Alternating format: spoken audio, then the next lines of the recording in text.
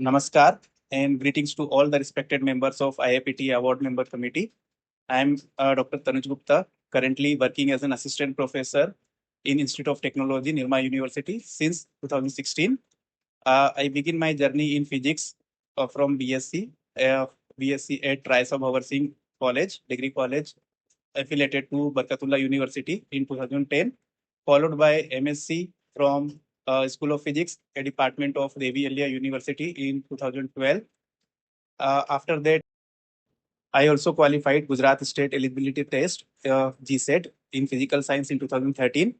I also earned my PhD from Institute of Science, Nirma University in 2022. And my research work was focused on the experimental condensed matter physics, where I was focused on the materials related to the ferrite, hexaferrite, etc.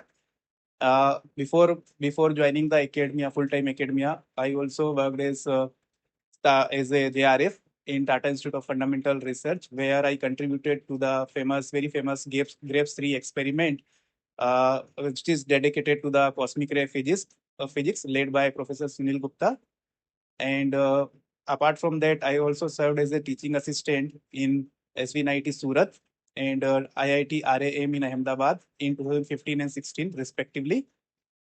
So, as a faculty member, my primary passion lies in undergraduate physics teaching. Over the past 9 years at Nirma University, and contributed to the classroom instructions, then course enhancement, course development, curriculum enhancement also as a part of my work in Nirma University. Yeah. So my long-term goal is to create the bridge between undergraduate physics teaching and the cutting-edge research to develop the scientific minds so that they cannot become only just engineers or professionals, but rather than they can be the critical thinkers as well as science communicators. Yeah. So in summary, I see myself as a teacher by passion, researcher by training, and mentor by commitment. And last, I am deeply honored to be considered for the IAPT DSM award. Thank you.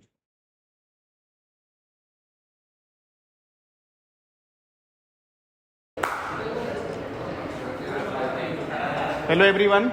So today we are going to discuss very important topic that is bridging between classical physics and the quantum physics, or let's say quantum mechanics. So first of all, before moving, we need to understand the differences, or let's say the drawbacks of the classical physics. Somewhere in literature it is also written as the breakdown of classical physics. So we need to understand first what is classical physics, what are the parameters one can define in the classical physics for a particle, or let's say a object. So can anyone let me know what are the parameters one can find out for a particle which is in the classical physics mechanics? Yes? Displacement, yes. Velocity, correct. Force and energy.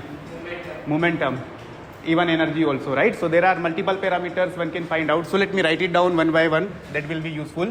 So you can find out the displacement, you can find out the velocity of particle, you can find out the acceleration, you can find out force, then momentum, okay? Let me write it. Okay? Then you can find out the energy also.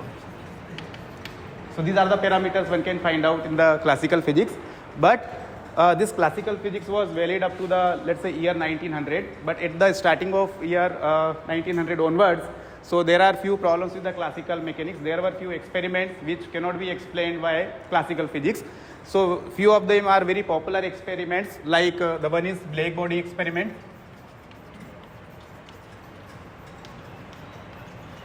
Okay, second is photoelectric. The sequence may vary, doesn't need to worry. Photoelectric effect. Okay, then we can go to the specific heat. Then optical spectra,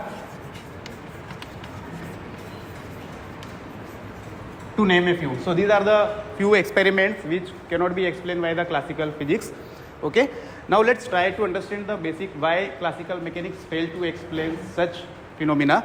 We'll start the first very two important experiments. The first one is photoelectric effect, which you people have gone through in earlier classes. So what is photoelectric effect? It's very simple. When you incident the light, okay, UV light in general, on the surface of metal, then the electrons are getting ejected, right? And there is a curve there is a graph which we are putting over here. So this side will be the frequency, this side will be the kinetic energy, and you might have seen the curve like in this order, where this is known as the critical frequency or the threshold frequency nu naught, and this is the kinetic energy of particle in joule basically. Okay, kinetic energy in joule. Here it is, this energy will be in the hertz. Okay, so as per the classical mechanics argument, they said that if you increase the intensity of the light, then accordingly the kinetic energy will increase of the particle. But in practical, later on they find out that it is independent of intensity of light. Instead of that, this kinetic energy of electrons or the particles is depending on the frequency of incident light. Okay, so that's the very simple experiment which cannot be explained by classical physics, because they consider that intensity is one of the important part in deciding the kinetic energy of particle, but actually not. It is the frequency which plays the important role. Okay, so this was the first failure by classical physics. Now let's try to discuss about the second one. Let's say black body experiment. This is again very important, and this particular, let me draw the graph for better understanding. And this time, this black body experiment, the graph between frequency versus energy density, which is depending on the frequency part. Now in this case, again in the classical physics side, there were very famous scientists. Okay, so they try to explain this behavior of black body experiment, black body radiation, and they proposed some formula. And there were very famous scientists. One of the very famous scientists is Rayleigh-Jeans. So as per the formula provided by Rayleigh-Jeans, if you plot this graph between energy density and the frequency, so we are getting a curve like in this order. That means, or for simplicity, let me divide this particular region of frequency in 3 equal parts. So this side, let's say 0 I can consider, then you see basically this is the low range of frequency, this is you consider as the mid range of frequency for better understanding, and this say you high range of frequencies. So we can divide to understand proper. Now this formula which is given by Rayleigh and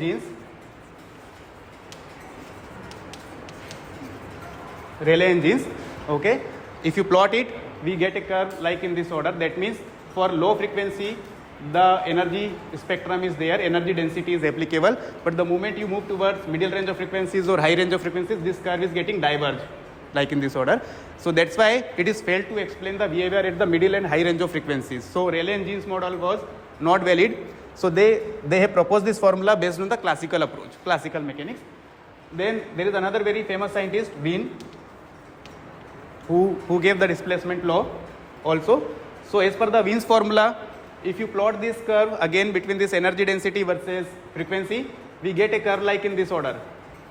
That means this formula which is proposed by Wien's as per the classical mechanics is valid only for the high range of frequencies. But again, the moment you move towards low range and middle range, this curve is getting diverged over here.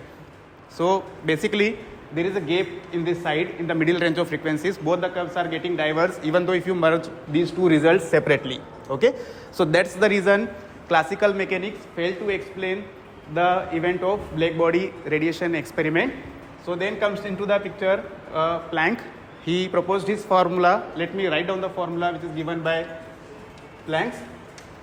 That is of energy density. He have proposed this formula 8 pi h nu q upon c q, then 1 upon e to the power h nu by kt minus 1. So this was the formula proposed by Planck, and as per this formula, if you plot this curve between energy density and the frequency, we get a smooth curve which covers the entire range of frequency. So that's how we are saying that the classical mechanics failed to explain, but quantum mechanics explain the entire phenomena of black body radiation. So this is very popular formula. Still we are using it in laser physics also, in different type of quantum mechanics aspect also we are using this formula. So this is one of the part. Now apart from that, if you talk about the classical physics, okay, so in general again I am going back. So classical mechanics failed at two particular aspects. The first is, can anyone guess what may be the first parameter on which the classical physics break down? Anyone? Size. Okay. So the first one is the size. That means it is valid for the particle size of millimeter or more than that. Okay. But the moment if particle size or the object size is going below millimeter, then classical mechanics is not able to explain that phenomena. And the other one is also very equally important. Yes, can anyone? I told classical mechanics only deals with the non-relative. Yes, non-relativistic cases. Yes. So at the other side, this classical mechanics is valid for the non-relativistic cases. That means the particle speed or the object speed cannot be more than speed of light or equal to speed of light. So these were the constraint we are having in the classical physics. But in the quantum physics side, we can go towards lower side also, and we can cover the micrometer. Even we can also cover the relativistic cases in the quantum physics. So these are the main differences between classical and quantum.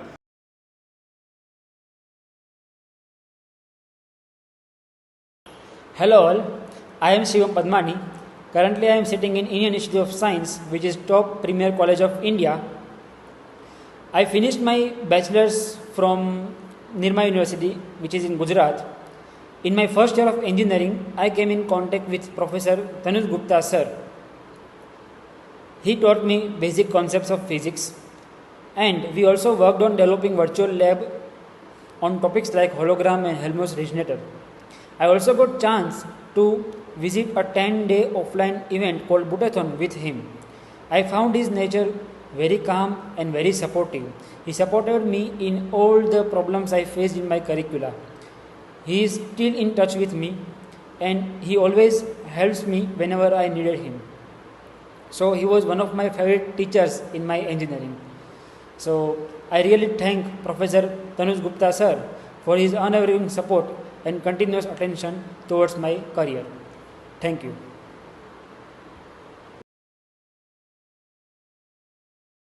In this part, I will talk about my work as an assistant professor of physics. In the picture, this is one of the university building. This is my primary work, teaching and assessment. So I have taught UG and PG courses, particularly engineering physics, classical physics, laser physics, semiconductor assembly, packaging and testing over the years. And I have also integrated ICT tools like simulations, multimedia, virtual labs for the assessment work and daily activities also. Mentoring, this is another part, another task I am doing as a faculty member in Nirma University. So I have mentored students for GATE JAM exam in physics. I have also mentored 20 students in a semester every year as per university policy, and this role required the active monitoring of their progress, career related guidance, and active involvement in different activities. Apart from that, I also supervised UG students for their research work. Another important work I am doing as a faculty member in my institute is research and publications. So my key research areas are ferrites, hexaferrites, multiferroids. All are in the category of materials. Secondly, I have also completed two externally funded projects by UGC DAE CSR and Post. I have also completed three minor research projects funded by Nirma University as a seed grant in the capacity of co-PI or PI. Apart from that, I have also published 8 SCI papers, research papers in reputed international journals. Departmental innovations, if I talk about, then I use blended and flipped classroom teaching in my regular day-to-day teaching style. I have also initiated virtual lab experiments along with the real lab experiments for the benefit of the students.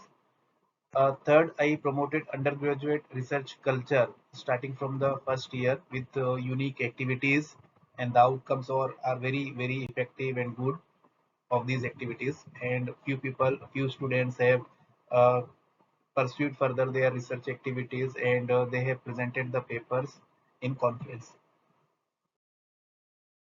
Institutional roles, if I talk about, then I am a member of Board of Studies in Institute of Science, Nirma University. Being a faculty member, I also organized one national and two international conference RAMAD as a organizing secretary. I have also organized one national workshop on ritual refinement of XRD data in the capacity of coordinator. I am also the committee member of institute level NBA team, first year programs, and many other similar domains. Campus and community engagement. I am also working as a coordinator of community service at department level. I have also promoted sustainable campus practices and involved in various sports activities with the students.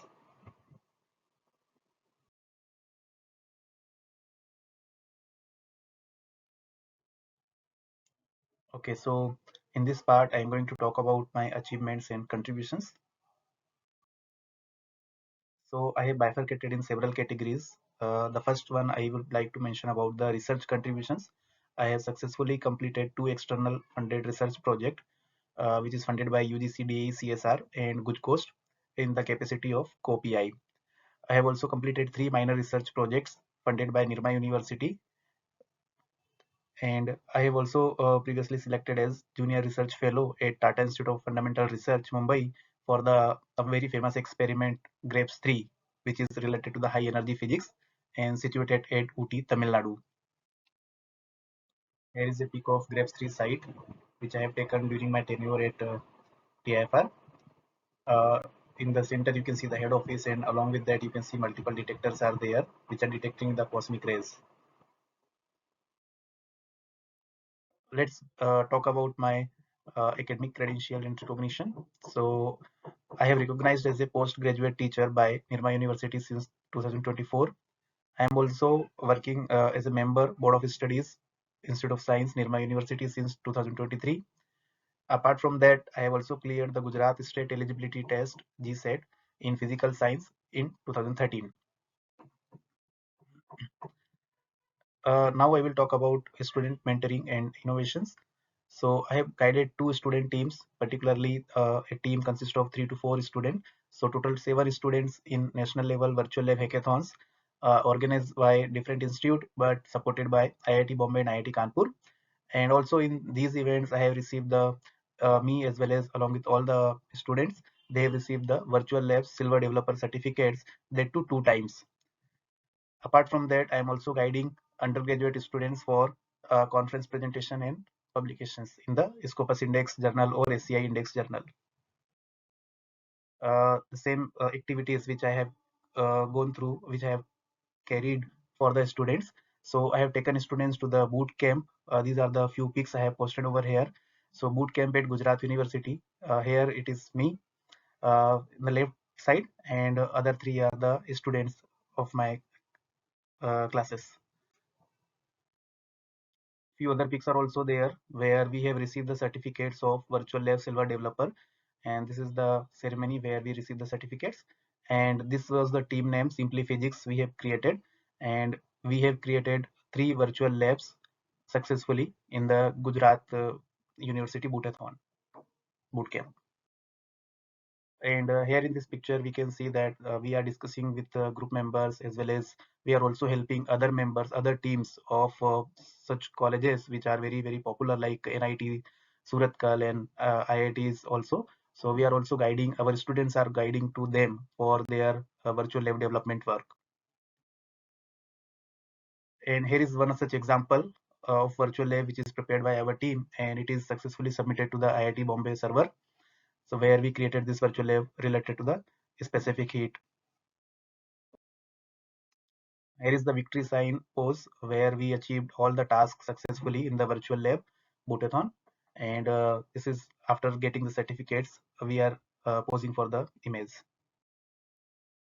This is another bootathon or virtual lab hackathon, one can say, at REC Rajki Engineering College, Banda, which is in UP. And this time we are having 4 students along with me. Again, we have gone with the same team name, Simply Physics, and here also we see that our team members were doing a lot of work consistently for developing the virtual labs. In this virtual lab hackathon, we created 2 virtual labs over there. Apart from that, let's talk about my academic outreach and teaching excellence. So I have been invited as a resource person in several programs like FIP, STTP, refresher programs sponsored by UGC, MMTTC of different universities. My key areas were my lecture was delivered related to the pedagogy, ICT tools, teaching learning process, and physics aspect. I am also invited, have been invited to train GETs for GETs at Adani Solar at Mundra, where we train the students related to the solar physics part and solar basically semiconductor part related to the solar panel. So we taught about them as a group of faculty members. Apart from that, as a digital outreach initiative, I have also created a YouTube channel called Simply Physics for recorded lectures and demo of virtual lab experiments to the students. And as of now, the Simply Physics channel, YouTube channel, has 2.45K subscriber. Here are a few more pics where I am delivering the content at Gujarat University, and the topic is physics in daily life. It was a wonderful session where a lot of other branch student, other field experts have interacted with the content, and they came to know the physics can be existed in such a different manner also in daily life also. So it's a beautiful experience at Gujarat University. This is the same in line. Apart from that, I have also delivered in the online courses of UGC, TTC, where you can see that I have talked about the requirement and uses of open source images tables in research. Apart from that, I have also received the appreciations in these training programs. So it's wonderful for me because I am recognized for my work. People are happy with the content and so many stuff. So I really enjoyed that moment. This is the picture related to the training programs which we have conducted for Adani Solar for their GETs in Mundra. So again, we three are the faculty members sitting at the back side, and all such are the students in the proper dress code at Adani Solar. As I said, I have also created the Simply Physics YouTube channel. So here are the few snapshots for that. So I have created the demo of different virtual labs. This is one such lab on ultrasonic interferometer, where I have demonstrated how to operate the virtual labs in Amrita platform. So thanks to vlab.amrita for making this as open access. And I got very beautiful response on this particular demo. So total, one can see that I got 19K views over here around 4 years ago. Professional service and community roles. So I have been an active reviewer for multiple SC index journals of Elsewhere and Springer Nature. I have organized one national and two international conference. Raman is a series of conference. Apart from that, I also serve as an external examiner for practical exams at nearby colleges in Ahmedabad. Uh, on the other side, I would also like to discuss my personal achievements through this platform. So I am also a chess player and got second rank in the faculty category of inter-institute chess tournament at near my university in 2022. And last but not the least, I am enjoying every moment inside and outside the campus with the students and colleagues. And I think in today's time, this can be considered as one of the great achievements on personal basis. Here are a few pics I have taken it for different events. This is the chess tournament at our university, where all the final participants from student and the faculty category has arrived over here. Apart from that, as I said, I am also enjoying with the students in so many activities. So here is one such activity I have posted over here with SVNIT Surat. We have gone through the riverfront for general discussing and just for enjoyment. So here is the group picture I have taken it with the students. All students are wonderful and now they are settled very well in their life. This picture I have taken in 2014, sorry, 2015. Apart from that, I also have a very wonderful department team where we discuss with each other, we solve the problem each other, and multiple meetings we are doing it. This is one such event at outside the campus we are doing with lunch also, of course. This is physics team at Institute of Technology, Nirma University. It's a very small team of physics at ITNU, where I have uh, very limited colleagues over here, but still we are enjoying a lot in the small group also. So now if you have any query or feedback, feel free to contact me via this email ID. Thank you.